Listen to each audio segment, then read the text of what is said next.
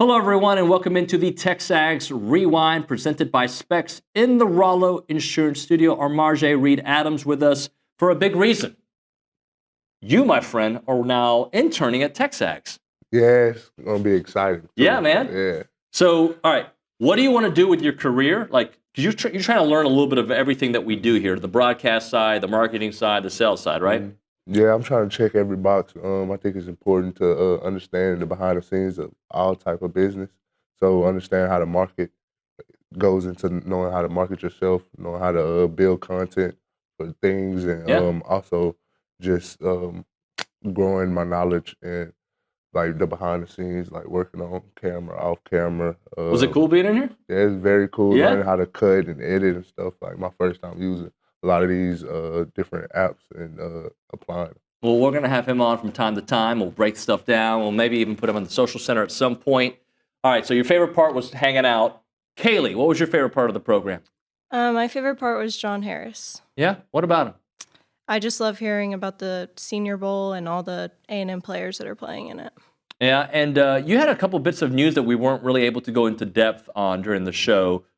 Terrible injury for Aggie women's basketball. Yes, so Aisha Coulibaly, who's Aggie women's basketball top scorer, averaging 12.8 points per game, is sadly out for the season with a knee injury. Joni Taylor and her team are going to have to shift around for their next game against Arkansas. Yeah, that's unfortunate. She's an awesome player. So we had that. We also had the return of Trey Zune. You had a stat you want to tell us about Trey Zune, who's coming back. We kind of knew it. I know you knew it. But we wanted to hear it officially. He told TexAgs yesterday. Yes, so Trey Zune, obviously he's returning. He started at left tackle in every game of the 2024 season, and he played a huge part in the Aggies rushing attack that ranks 22nd in the nation and second in the SEC. So big news for Aggie football. Good stuff, Kaylee. Thank you very much. We also had Tom Schuberth on the show talking some hoops, and we pounded the pebble with Luke Evangelist talking some hoops as well. It is the Rewind, a longer one. Check it out. I figured that defense, the rebounding, Anderson Garcia was great yesterday. There's a lot of really nice performances. I believe you had 5 players in double figures and 1 knocking on the door. Anderson had 9, but he had a point away from being a double-double. I never felt worried, but it was certainly almost kind of like walking in sand where it kind of takes you a little bit longer. That's what it felt like. Well, I was worried. Yeah? Yeah, they pulled within 2. A couple times. With just 4 minutes to go, 4:14, and after A&M had been up 8, and I'm thinking, are they going to make the plays down the stretch? But they did. Yep. And you know what they did? They made the free throw. That may be the most surprising part of the whole game. Yeah, they were excellent from the free throw line. Look, I don't expect them to hit at that clip because that's not who they are.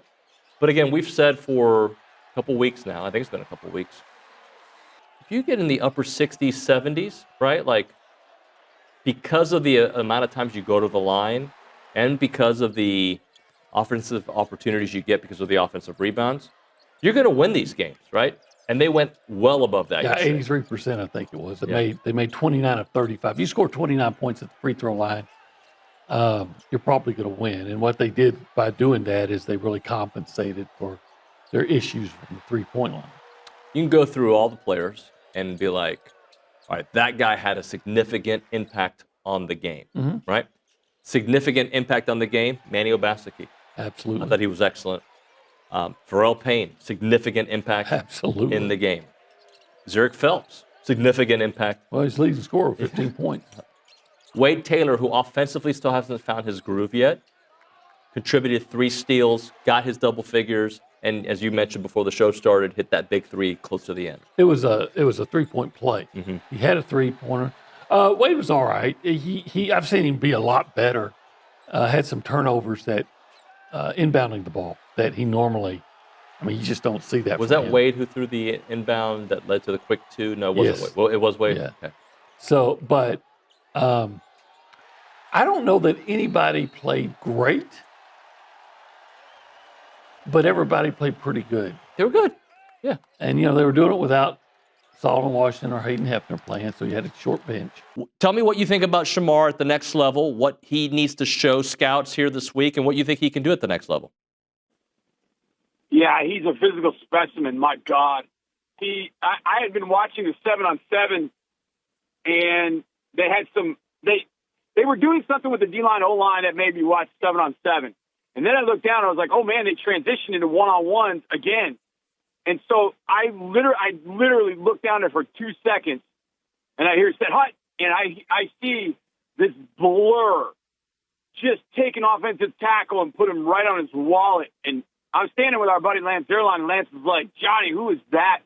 And I was like, "I think that's Stewart."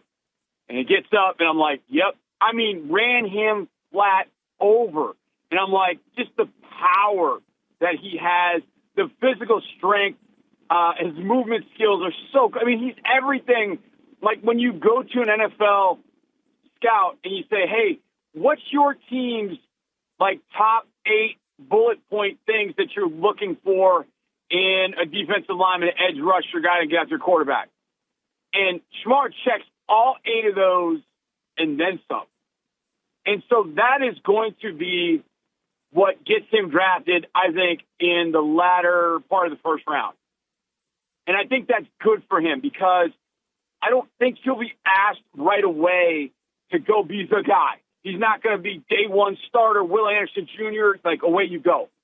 Because I do think there's polish to his game that's needed. Like it's raw, but man, it is enticing. And I think there's a lot you can do with him. But I could see Shamar kind of following a little bit in the lines of a guy like Montez Sweat. Like Montez was super athletic, but his game as he came to the NFL was not fine-tuned. But, man, he was 6'6", 265. He ran like a 4.4.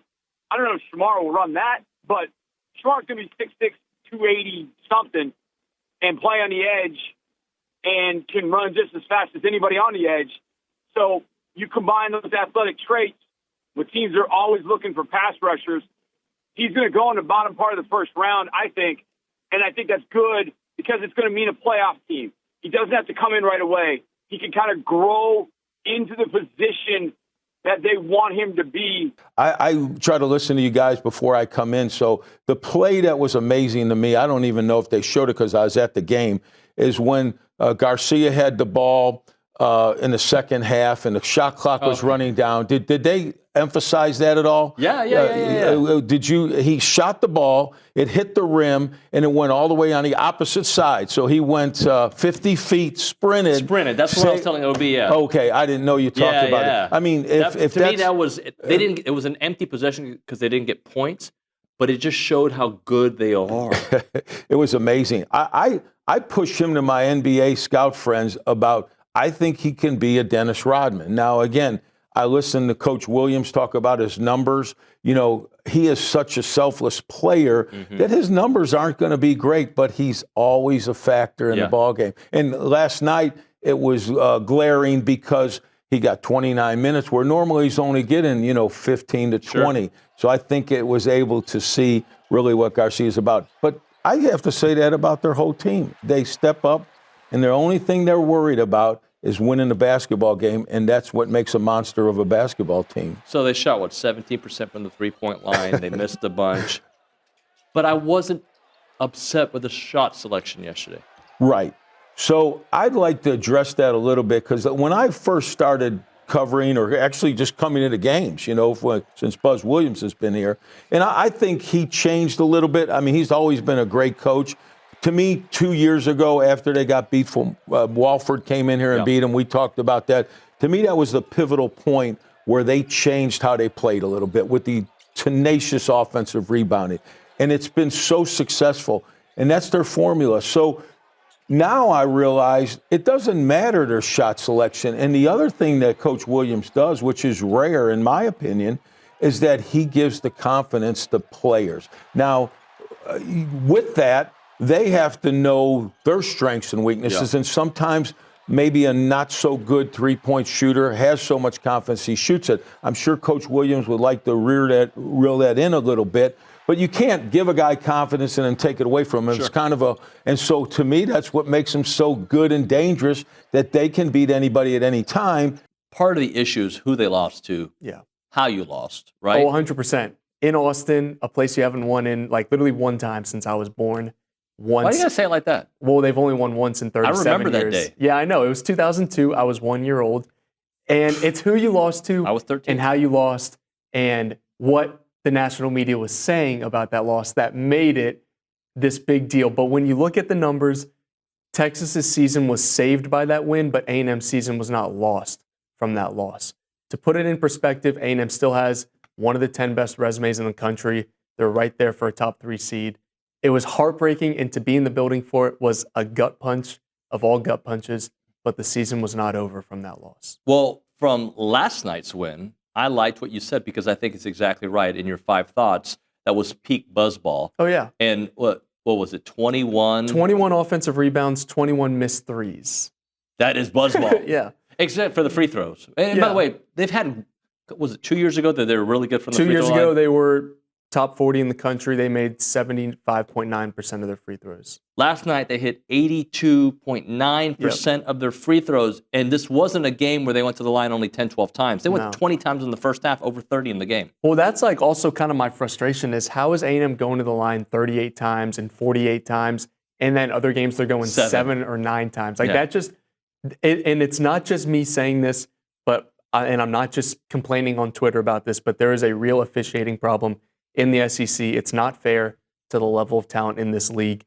A team like A&M should not have that big of a fluctuation in free throws.